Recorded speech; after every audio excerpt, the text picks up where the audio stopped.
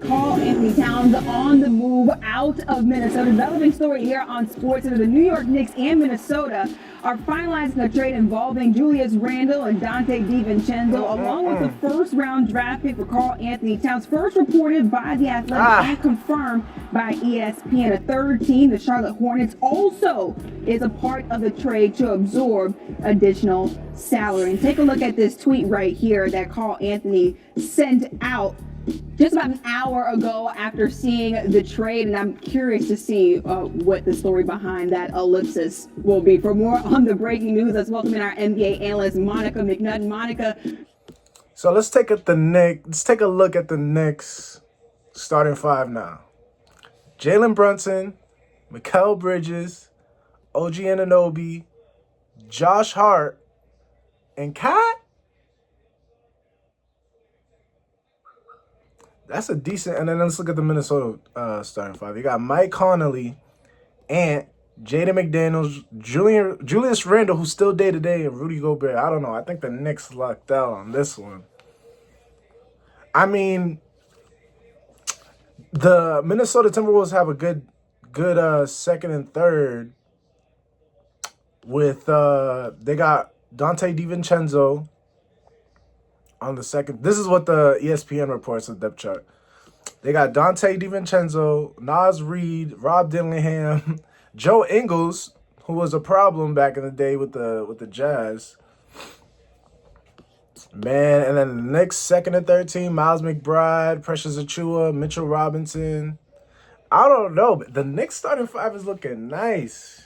But the thing about these kind of teams is that you have multiple players that were a one option at one point for their team. Jalen Brunson with the Knicks, Mikal Bridges with Brooklyn. I can't really say Cat was a one option with Ant on there, but at one point, he was the rookie. He was the next big star. And OG Anunoby with Toronto, and Josh Hart, man. I've always even like when Josh Hart was on New Orleans, I always seen potential in him being a great player. And last year he showcased that with his skills on the boards and his offensive presence. Yeah, I mean, just look at this shit. Just Jalen Brunson, Mikal Bridges, compared to Minnesota. I mean, my whole thing is Julius Randle gotta stay healthy, bro. He got traded. He's injured. He got traded while being injured. Because if you take Julius Randle out, it gives Naz Reid a chance to shine. You could also rotate Dante DiVincenzo a little more. Honestly, that might have been a low-key strategy. Julius Randle might kind of be a decoy in a sense to split time with Dante DiVincenzo and Naz Reid on top of Rob Dillingham and Alexander Walker on top of that. I forgot to even mention him. Now let's go back to the bean real quick. Let's look at. I want to compare the Knicks with the Celtics.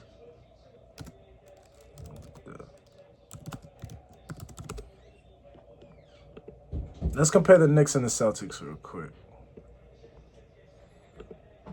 So you got Drew Holiday guarding Jalen Brunson. Come on, Drew is Drew. Derek White on Mikal Bridges. Derek White is Derek White. Jaylen Brown on OG Anunoby. Hey, that's gonna be a tough matchup. But Jaylen Brown did get bigger this offseason. Not gonna hold you. And JT on Josh Hart, that's easy. That's easy work. If y'all seen last year JT on Dante DiVincenzo, he was, man, on defense, man, JT was eating. And you got Cat Al Horford. Where the hell is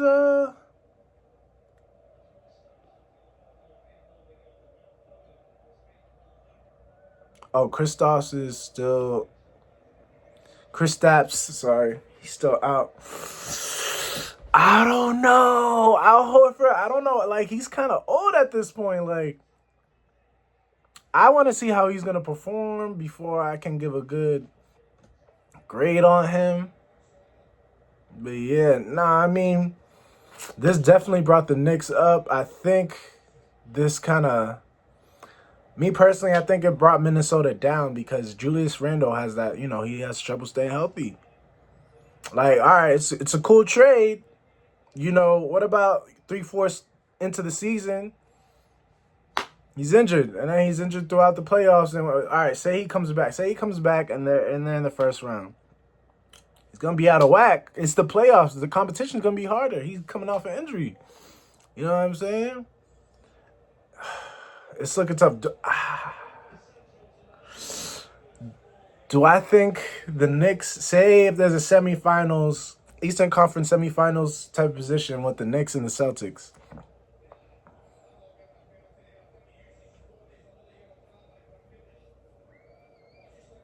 I think the Celtics still got it. I'm not going to hold you because as you've seen in the finals, JT, we saw a whole nother version of JT. You feel me? When they had to close it out. If it comes to closeout situations, the Celtics got it. It's already there. They already have it. But I guess what the Knicks are trying to do, they're trying to spice it up. They trying to have us not expect their game plan because the season starts in like a month. And they just did this blockbuster trade. I don't know, shit crazy. Let's see what Shorty got to say. The Knicks have already been so busy during the offseason. Now you get this blockbuster trade. Karl-Anthony Towns going to New York. Your initial reaction to this news? Well, okay. All right. This is happening. Listen, this Knicks front office has been very diligent about capitalizing on the moment. And obviously, the issues at center in particular going into this season were at the forefront and the top line items to be addressed. This, in fact, does do that. I think both teams are actually getting a piece that they believe will help move them forward. And so, I mean, it's going to be really interesting to see how this plays out. The Julius Randle, Karl-Anthony Towns piece of it all had been rumored for a while in the city. I think the Donte DiVincenzo thing is the part that's taking some fans a little bit more by surprise. And then let's take a look at the flip side of this. What are the Timberwolves getting in Donte DiVincenzo and Julius Randle being out there in Minnesota? Well, obviously, DiVincenzo had a terrific year last year in terms of shooting the basketball, setting a new record in the New York Knicks uniform. But when you talk about Julius Randle, over the last 5 years, he's practically been a 20-10 guy for the New York Knicks. He obviously is able to operate at that nail in that high post. He can step back and shoot the three. There's a little bit more physicality to Randle's brand of basketball compared to Karl-Anthony Towns. And so I think when I look at what the Timberwolves have going... Yeah, that's another thing. Julius Randle... He kind of, he's a big man, but he kind of plays like a guard. Whereas Cat, he plays like your true big man. He might be in the perimeter, here and there. And that's why he probably slimmed up in the last couple of years, so he can move more elusively. But yeah, that's a valid point too. Going on. The grit that Julius Randle plays with, I think, aligns with what they probably need to take their next step. I am curious, though, similarly as the concerns were about Cat and Rudy Gobert, I am curious about the spacing in Minnesota. And when you take a look at the Knicks, they've been desperately looking for a big man, desperately looking for a center. How does Karl-Anthony Towns kind of fill that gap for New York?